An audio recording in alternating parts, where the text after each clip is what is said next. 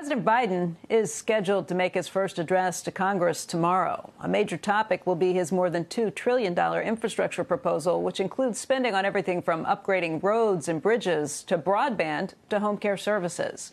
But congressional Republicans aren't fans. A group of Senate GOP lawmakers has unveiled a roughly $570 billion counterproposal.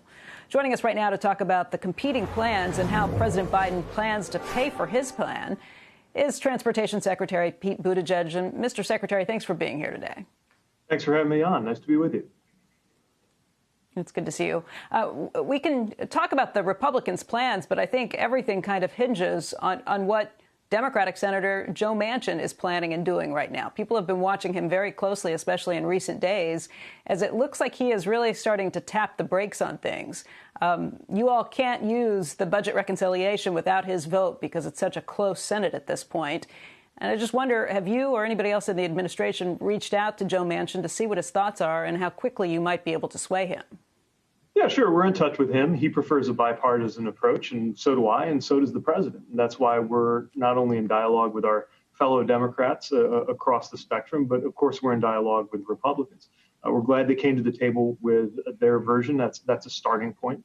But we also need to be moving pretty quickly here because I think the American people expect results quickly. You know, we've allowed our infrastructure to fall to 13th place in the world. And one area that there's strong bipartisan agreement, definitely out in the country among the American people, is that we've got to act and we've got to invest in a big, big way. That's what our plan does, and that's what we're discussing every day with people from both houses and both parties. I think you're right that there is definitely some bipartisanship when it comes to infrastructure, but that depends on your definition of infrastructure. And the big plans and moving forward quickly probably don't correlate with bipartisanship at all. Joe Manchin wants to slow down and talk to Republicans and embrace, at this point, it looks like something between $600 billion and $1 trillion in infrastructure. Is that something that you're willing to give him time to sort out with the other side?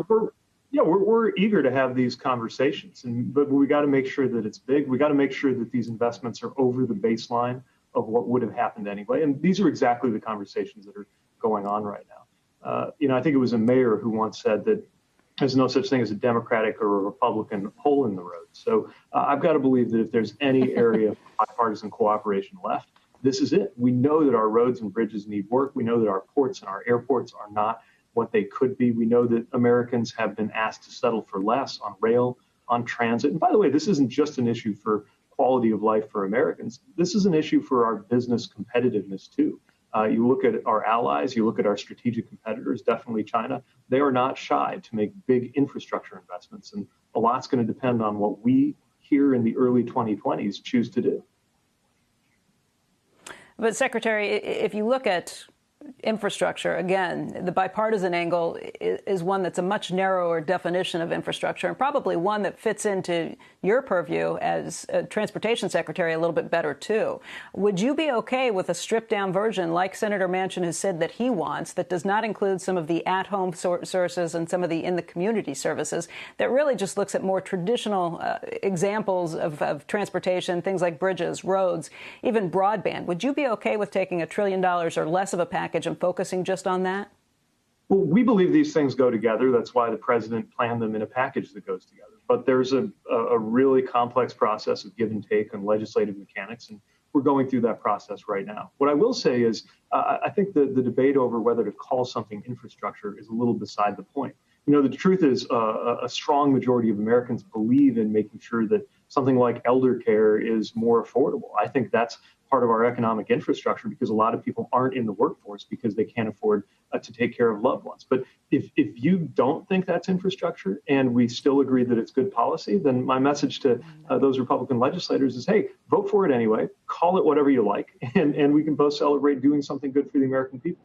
But this is the process we're going through right now, and I do think we're going to get to something that's going to be good for the American people and that's going to help move us forward.